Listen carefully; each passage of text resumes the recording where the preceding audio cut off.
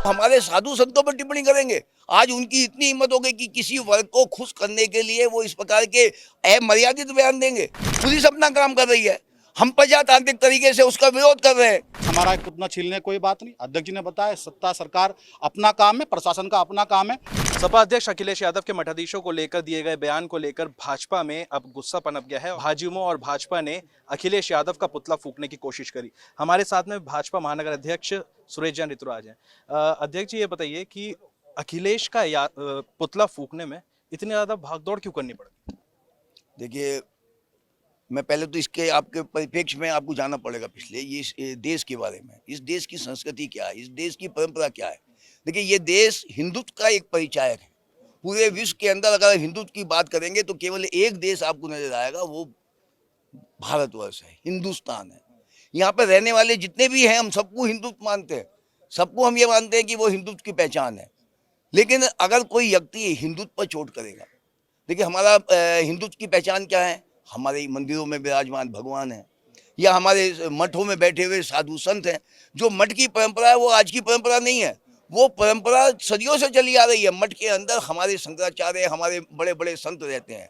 और आज सपा के मुखिया जो अखिलेश यादव जी हैं, वो बयान देते हैं, अपने एक यादव को बचाने के लिए बयान देते हैं कि साहब मठों से तो माफिया निकलते हैं, यानी कि वो हमारे साधु संतों पर टिप्पणी करेंगे। आज उनकी इतनी हिम्मत हो गई कि किसी वर्ग को खुश करने के लिए वो इस प्रकार के अमर्यादित बयान देंगे। देखिए, आज जो हिंदुत्व है, जो सनातन धर्म है, जो एक परंपरा है, अगर उस पर कोई चोट करेगा तो स्वाभाविक है, आप हो, मैं हूं, कोई भी है, सभी व्यतीत होंगे।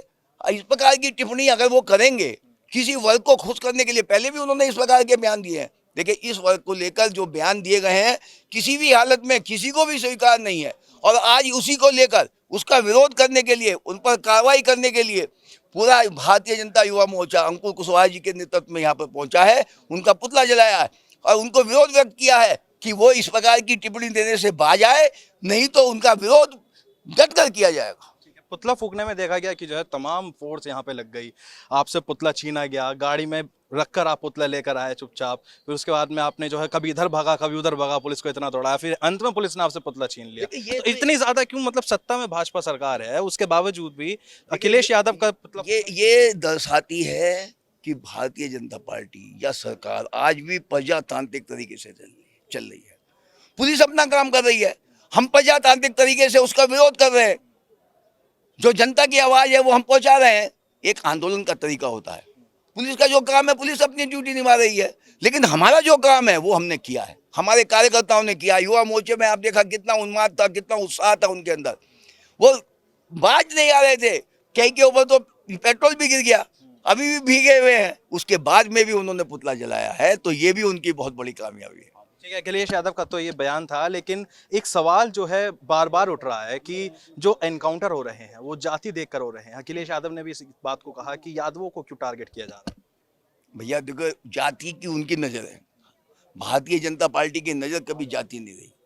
हमारे तो यादव भी मंत्री हैं, मंत्री हैं नहीं धर्मेंद्र यादव, हमारे तो प्रदेश में भी महामंत्री हैं, हाँ, जगह जगह है, एमएलसी भी है, राज्यसभा के सदस्य भी हैं, मंत्री भी है। ये उनका चश्मा है, वो चश्मा लगा के देखते हैं। ऐसा नहीं है, इनका जो अपराधी होता है उसकी कोई जाति नहीं होती है। अगर कोई बलात्कारी है तो बलात्कारी है, चाहे किसी भी जाति का है। अगर वो डकैत है तो डकैत है, चाहे किसी भी जाति का है। अगर वो माफिया है तो माफिया है, चाहे किसी भी जाति का। ये चश्मा उनका है, हमारा चश्मा नहीं है।